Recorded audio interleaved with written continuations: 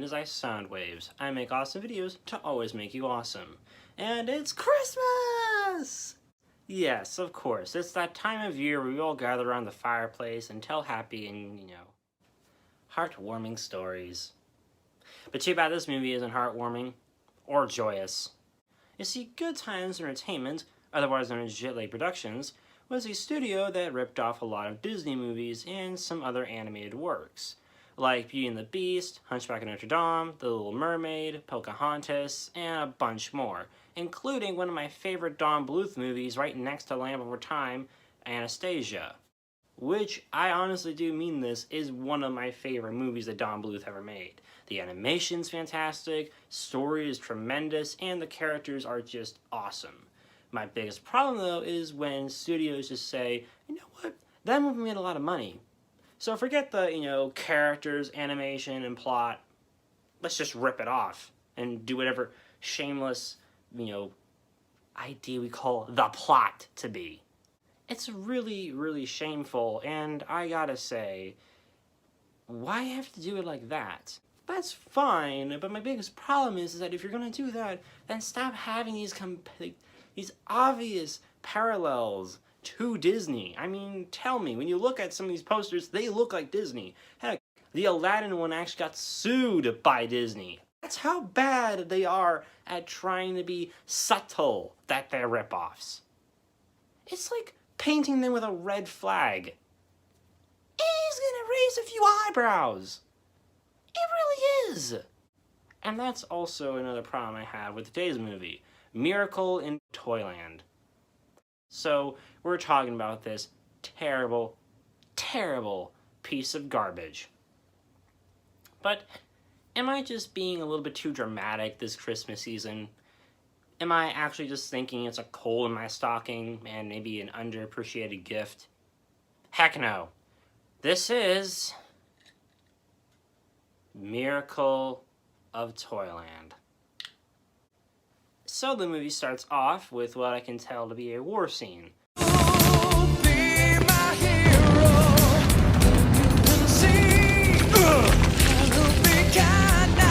This scene is gonna bite this movie hard. So the movie introduces us to its main character,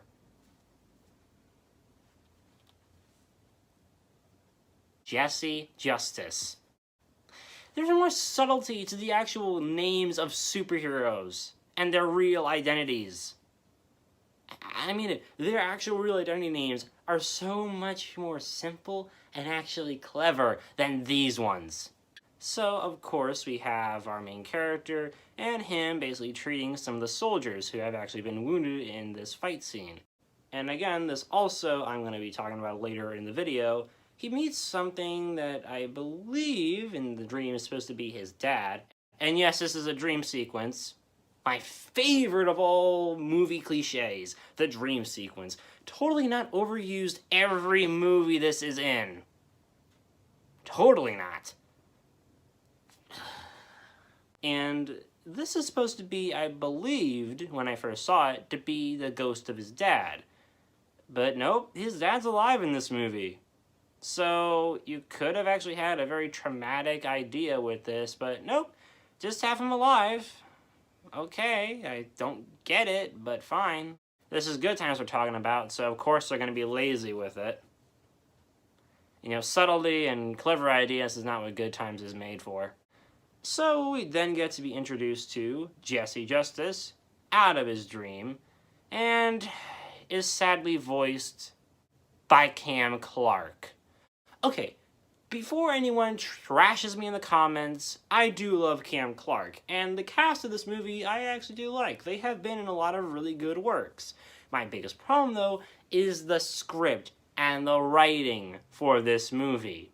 The plot and the writing for the characters is so one-note and terrible that these really talented B-list actors, or voice actors, it's just kind of sad because honestly I just really think of them as actors. They deserve a lot more recognition than they get. Are really given a terrible script, and nothing about it is good. I mean it. Not one thing about this script made me like it. And as I said, I'm talking about this piece of garbage script later in this video to show you why this pathetic idea bites this movie hard. And we then get to be met by Debbie Berry.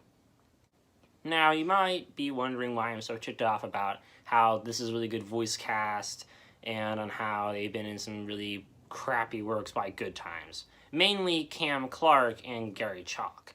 You might not know him, but Gary Chalk was actually the voice of Optimus Primal from Beast Wars, and Cam Clark was the voice of Leonardo from the original run of the TMNT, or Teenage Mutant Ninja Turtles, from the 1980s. But yeah, he can play a really good villain and a really good hero. He's a really good voice actor.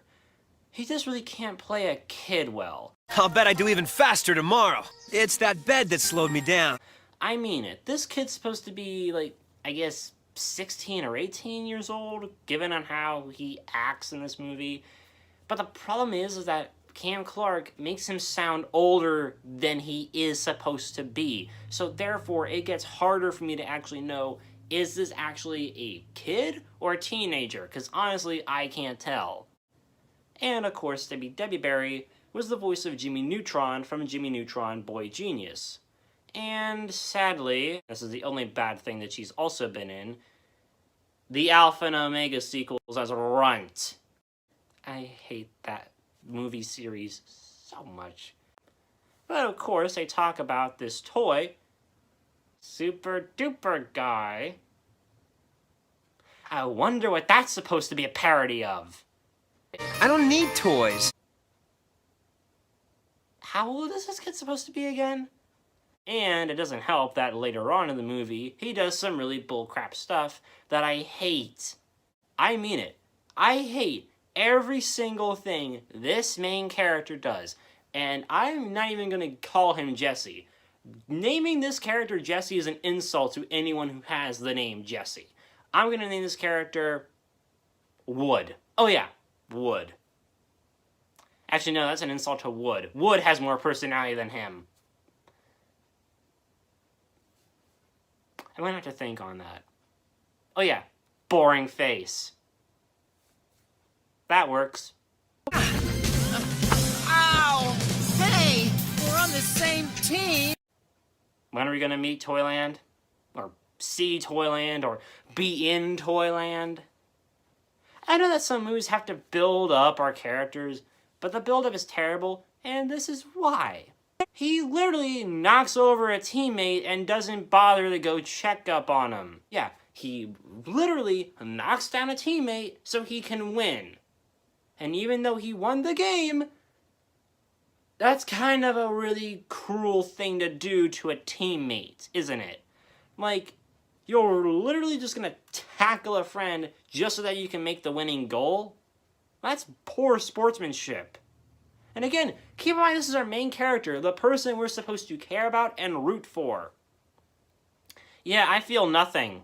So, of course, his cousin points out on how much of a jerk he was, and again, he has to do a whiny voice. Smooth move, Ace. What was I supposed to do? Think of other people, too. He was on your team. He was slower, and I was just trying to win the game. This is why I can't really like adult actors playing kids. Like, it's fine for females to do it for a good reason, because a lot of female actors can get their voices down to what a young kid would sound like. So, when you hear Tara Strong voice characters like, say, Timmy Turner, you know it's a girl voicing the character, but sometimes it's actually really good. And yeah, of course, I love Tara Strong. She's a really good actress. Too bad. If she was in this movie, I'd probably have to like it. But actually, just knowing the script, I think it would have really hurt her career. Because she is too good at being garbage like this. I mean it. And of course, we then get to meet the boy's father. And this is a problem I have with the movie. The movie wants us to really care about our main character and wanting to bond with his father. But here's the thing. His father is supposed to be serving the military. He's part of the Air Force. So the whole we're supposed to care about him because he wants him to stay on Christmas Day is kind of stupid. Because honestly, yeah, it's sad. And I mean, whenever you go on YouTube and you see, like, you know, a kid getting to meet their father or mother or a family relative who was away on military, gets to finally meet them on Christmas, it's heartwarming. But the thing is that we barely had any scenes with our main character or the father, so we really can't really care about either of them. And when we did get to see scenes of boring face, he's just been a complete and utter creep. And every time we got to see him, He was slower, and I was just trying to win the game. yeah, it wasn't really helpful. And a lot of the times we got to see him, it really got me to really hate him. I mean, there's a way of how to have that jerk character who's the main character and failing miserably on that. And this movie failed miserably on that. So his cousin, feeling very bad for him, decides to take him, well, home, when this happens. Hey, he's gone a lot. I can handle it. I don't need anyone. You don't, huh? Well, if you didn't have anyone around, who'd you get to tickle you? Okay. Okay. If you keep doing that, I'm gonna have to call the police. I'm not touching that. Next scene. Next scene. So then they go to the toy store. Wait a minute, didn't our main character just say earlier? I don't need toys. So why is he at the toy store? He doesn't care about toys. Why is he there? And also, yeah, there's that whole go-kart thing that's happening. But again, keep this in mind that our main character is supposed to be competitive because he feels as if he needs to impress his father. This has been done in better movies, and this is a cliche that I feel needs to die. Whenever this is in a movie, I hate it. Because whenever the son is trying to please his father in a movie, it probably is one of the, if not, the worst parts about that movie. Because a lot of the times when you get to see these reactions, it's really poor. Sometimes the father could be like, you know, again, like a total jerk, like in Beauty and the Beast, where they just didn't really even need to be in the movie, and the movie could have been completely fine without them, but that's a complete different review for another time. But that's my biggest problem. Because of him being so competitive, we then get to see him, again, racing as his cousin is begging him to literally stop. Jesse, stop! I feel sick. But I'm not done yet. I can beat the record. Kid, I think that if someone says they don't feel so well, you should probably just stop. You idiot. And, of course, his cousin rightfully calls him out on being an idiot. You don't care about anyone but yourself. Why? Why do I care about him? Because of this, his cousin then, says this. I was your only friend, Jesse, but now you're on your own. So again, I kind of agree with her. The entire time of this movie, we get to see him be a complete jerk to people, and again, I care about nothing. Nothing about our main character interests me in the slightest. And it only gets worse from here, guys. If you thought that these actions of our main character is completely and utter stupid, yeah, it gets worse. Legitimately worse. So then we get to see him walking down one of the aisles. Okay, I swear, I don't know anything about stock market or, putting everything in one area, but I'm pretty sure that if, say, all the girls went to find all the girl toys, they'd be in one aisle, and all the boy toys would be in one aisle, and then, say, plushies or couches would be in a completely separate aisle. This entire aisle looks as if a hurricane just went by it and just threw everything out of proportion. I'm serious. Everything here is completely out of order. And even these couches, these are supposed to be toy couches, but yet our main character looks like he could fall asleep on them. It's really stupid. Like really, really stupid. And of course, our main character gets to see a happy family. Oh, isn't it great to be a kid at Christmas? Home Alone did it better. This causes him to run away and cry in a tent. No one cares about me. And it's so bad that when he cries, he just passes out. I'm seriously, when you see this scene, doesn't it look like he just, ugh? And then all of a sudden, a magic feather. Wait, what? Why was there a magic feather? Why is there a magic feather? And trust me, this magic feather does appear later in the movie, but we don't know where it comes from. It just pops out of nowhere. It only comes in when the plot needs it. I got no words.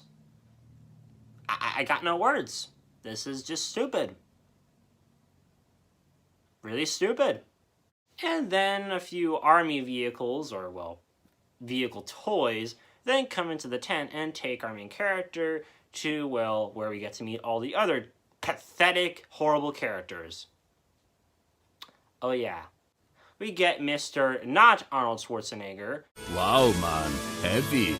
Super duper guy who is insultingly voiced by Darren Norris. If you guys don't know that name, you should. That's the voice of Cosmo, Timmy's dad from Very Odd Parents, and Knockout from Transformers Prime. Yeah, I'm a bit insulted. And of course, he has to be doing Timmy's father's voice. Oh my god. I care about you, Jesse, because I was designed to. Oh, no, that's just the way all kids eat cereal now. Face first. I'm hip. We then get to meet Elf Girl. It makes me feel so at one with things. And she's terrible. Her stupid crying moment is gonna shine later. Trust me. We then get to meet Army Guy. And then Pocahontas, where they get to sing one of the worst songs I've ever heard in a Christmas movie. Right up there next to this one. I love a mutiny, backstabbing betrayal, yeah, that's for me. There's nothing finer in the 7 seas than a good old-fashioned mutiny. And also what's insulting is that this movie's animation is terrible. I didn't get to mention this earlier, but my gosh, is it lazy. Like, legitimately lazy. And also what I hate is that very simple, very, very simple, you'll notice 2 very bad animated continuity errors. So look at this one scene here with a line of toy soldiers. Their arms should not be looking like that. It should be the opposite. They're trying to give you the sense of perspective. But because the toy soldier's arm is behind the other toy, it looks like he's actually taller than him. His arm should be in front of them, not behind them. And of course, the scene where basically Pocahontas uses her evil powers to basically make, our main character a freaking Care Bear, his rainbow heart is then looped over, in which he and our Pocahontas ripoff are seen a couple of times in this shot, like 2 or 3 times. Great continuity!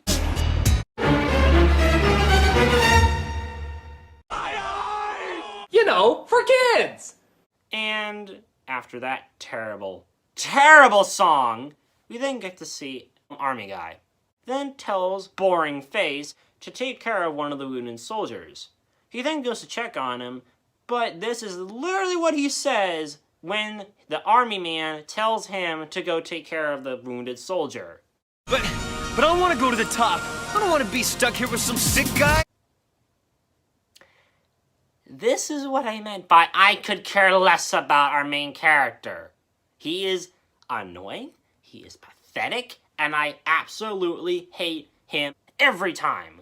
And also, yes, he did leave the toy walkie-talkies, but still, sometimes when you're fighting an enemy, they usually go over the battlefield to kill injured soldiers.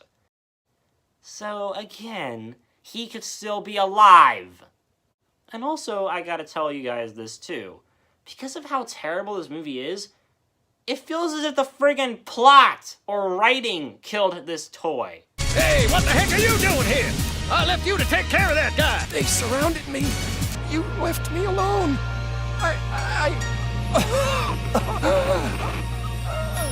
Like, seriously, it's almost as if poor screenwriting literally killed a character off. That's actually kind of scary. I mean it. After the toy soldier dies, this plotline is never shown again. Why? I know that you're trying to do something different here, but it's just pathetic. And after the toy soldier dies, our main character then cries. No one wants to hear that. But they gave us it. Thanks. And so, after the toy soldier dies, and they just comfort him, a pirate just pops right out of nowhere asking for assistance to find treasure on his ship? No, I can't escape it. I can't escape it. Elf bowling still haunts me. Oh, why?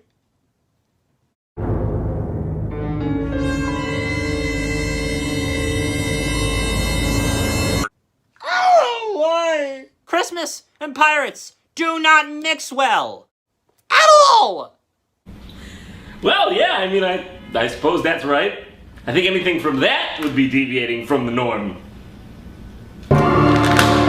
So, of course, he then asks them to help him find treasure on his ship. How does a pirate lose his treasure on his ship? It's his ship. It's his treasure. Why and how did he lose it? And of course, later on, we then get to find out that there's these evil pirates. But are they part of his crew? Because there's only one pirate ship there.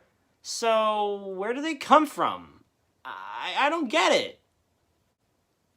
Who are they? Why are they? Why? So they do find the treasure in the crow's nest. Why was it in the crow's nest? I get it that you would try to hide it in a place that people really wouldn't know.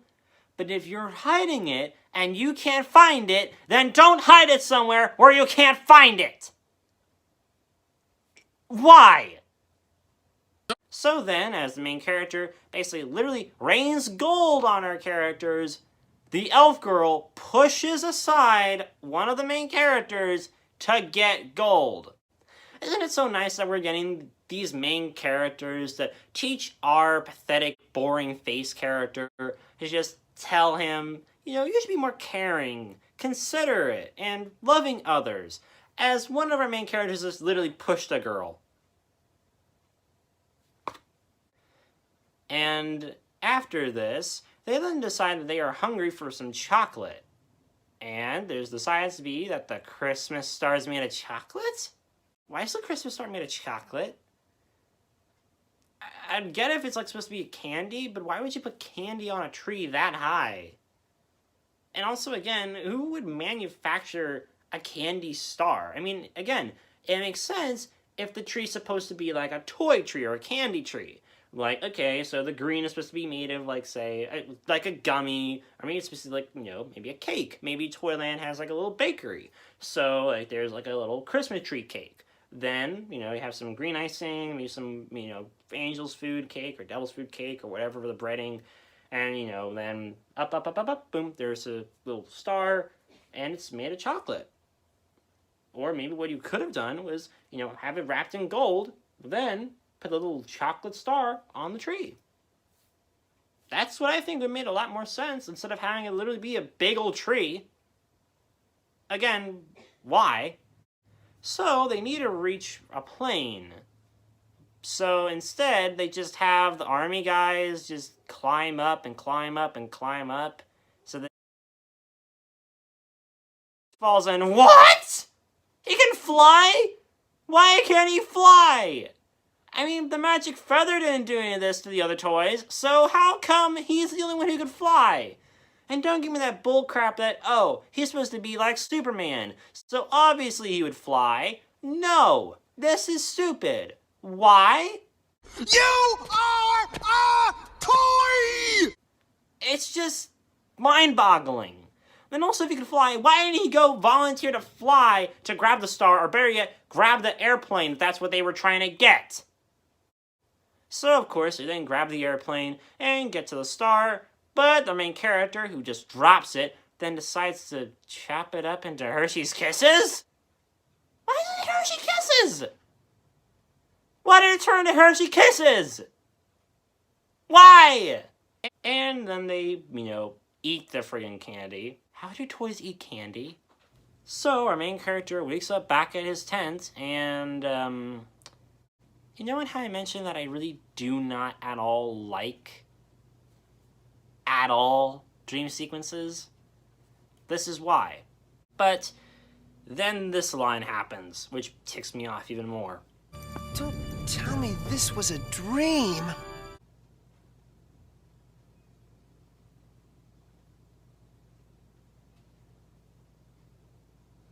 So, of course, after that pathetic line, we then get to see him reunite with his cousin. Wait a minute. He was missing all night? So you're telling me this character was missing all night and no one decided to look for him? I mean, oh, hey, he didn't make it back home. I wonder where he is. Seriously? And, of course, one of the army guys, not the toy army guys, the real army guys. But still as wooden and as plastic. And by that, I mean he has no soul. He just exists for this one little moment of, exposition, and he's just gone. You know the song. Exposition, hush it out, ASAP. But that's the biggest problem here. In this movie, this guy just says, oh, hey, your father, he's missing. We don't know where he is. Okay, bye. So, really? And this is what I mean by I feel as if this hurts the movie hard. I feel as if this was supposed to be its own original idea and the toy idea, too. Maybe, this is supposed to be, a different version of, a White Christmas Story. Where the main characters, or basically the main part of the movie, has to take place in war, and, of course, the final moment is with a character who is in war, basically getting a, fantastic Christmas gift. It's a really good movie. Watch that one instead! So, of course, when this happens, why do I care? Again, not a lot of build-up or character development happened with the father. So again, why should I care? And Cam Clark trying to be dramatic, but failing. Why? Why, Lisa? Why? And then after that, he then decides to run to the toy store, trying to break in. Okay, again. The hero, ladies and gentlemen. The pathetic, lazy, boring, contrived, and idiotic, and lazy. And after that, he then stacks up the, freaking cardboard boxes like he was in Hello Neighbor. And of course, because this is not Hello Neighbor, or, well, something that actually is kind of good, falls down and, again, freaks out. Get out of here! What good are you? Again, Cam Clark, you're really good. Find your agent! Or hopefully you did, because now you're starting to actually get into some really good projects. And after that pathetic scene, we then get to see the toys actually come alive and him begging them to help him. But of course, they're too small. So the magic feather again comes out of nowhere and wait. Did the Pocahontas character just say that she gave him the feather? Wait, no, the feather flew away from him. Are you kidding me? Did the movie just mess up? Did the writers not even pay attention to what happened to the wrong movie? And of course, the magic feather makes them all grow. Oh hey, instead of actually animating one on the growing, let's just zoom in. Because that gives the effect that I'm actually getting bigger. Am I getting bigger now? That's not how it works. Growth doesn't work that way. Am I seriously gonna have to point to better cartoons that have done this? Movie, just stop. Just please stop.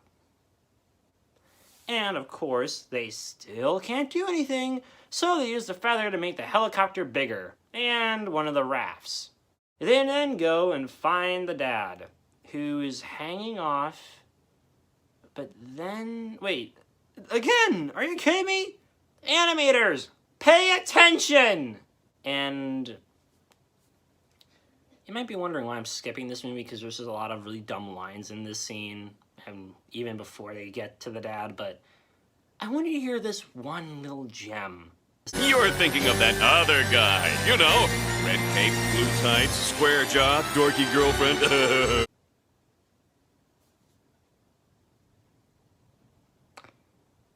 Movie, you're not clever enough to have Superman referenced. If you're gonna have a pathetic parody of him, you can't have Superman.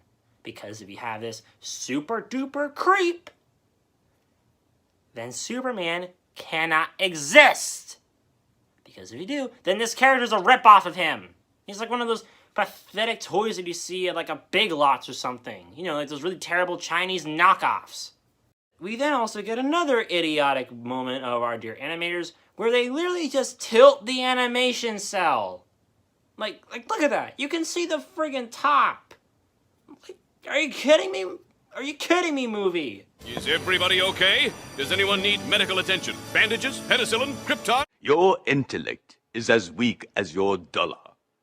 Failure is your destiny. You disrespect yourself and your nation. You are made of stupid. You know what? I'm gonna wrap this up. Then get to save the dad. The characters then tell him and how special the boy is. Real special. A special idiot. And then, after they save him, they then get to go back and have a Merry Christmas. Then they give him presents. He then tears them down just to give them to someone else. And the movie ends with the characters just going, oh, hey, guess what? Didn't we do a great job of being idiots? Oh, yeah, we sure did. Basically, not at all teaching the moral that we're supposed to teach. And, of course, beating up our characters, caring about no one but ourselves. Yeah, we totally taught that kid the real meaning of Christmas. And that was Miracle from Toyland. Or Miracle of Toyland, or Miracle in Toyland, or whatever. And what did I think of it? I'm gonna let this clip sum it up for me. Fail! You fail!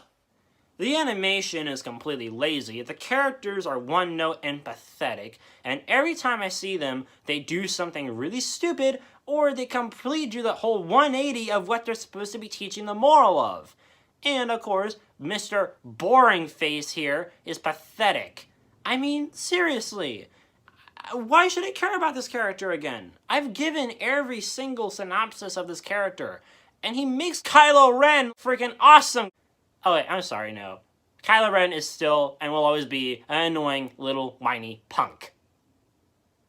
I'm not taking it back. He's an annoying, whiny, and complete idiotic baby punk. But, you know, it's Christmas. So, Merry Christmas to you. And to all, eh? Razorblade? What are you doing here? Hello, Soundwave. How are you? Not too good, I'm assuming, since you just reviewed Miracle from Toyland and all. Anyway, I just decided to drop by and do my obligatory cameo for this video the same way that Stan Lee would, God rest his soul. But enough about that. And enough about you. Seeing as how I don't honestly care about you that much. But, anyway, I just wanted to stop by and let you know that a good old friend of mine and I decided to give you a good old-fashioned early Christmas present. Now, don't ask how I delivered it to you, right next to you right there. There are just some questions that are better left unanswered. Mainly because I don't have an answer, and that in itself is very disappointing. But anyway, I'm sure you'll enjoy it.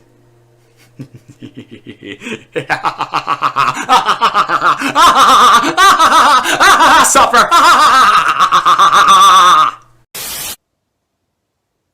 Alright, well, with Christmas being officially over, I think it might just be nice to just salvage our last present. But as I said before, whenever you're watching this video, just know that I wish you a Merry Christmas and a Happy New Year, and I'll see you in 2019. As always, stay awesome, folks. Well, hey, Razorblade just sent me a present, and his friend just sent this too, so it's nice that he, is so generous. Thank you, Razor, and your Razor's friend, mysterious donor, or whatever. But yeah, I'm gonna see what it is, and as it's always, at least I don't have to worry about any more stupid movies, that pander to an audience. I mean, I was on Amino and I talked about how stupid Transformers is. It's like, movie for adults who are supposed to be, adult children. Like, oh, hey, here's a property that you loved as kids. Watch this completely ruin it for you. And this movie with being basically a patronizing piece of garbage for children. When there are other, better Christmas movies out there for them to watch. But at least there ain't no other demographic that it's pandered towards. So let's see what this is. Alright. It's nice. Some nice tissue paper. No.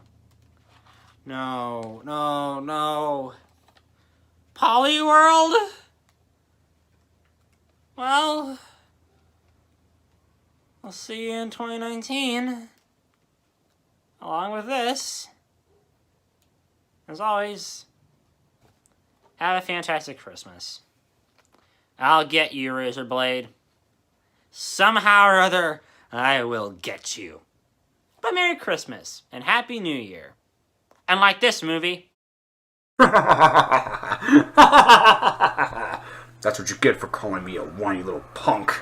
That's exactly what you get. Now suffer. Man, I am really good at this voice acting thing. I'm really good at this. And that is a wrap. Get it?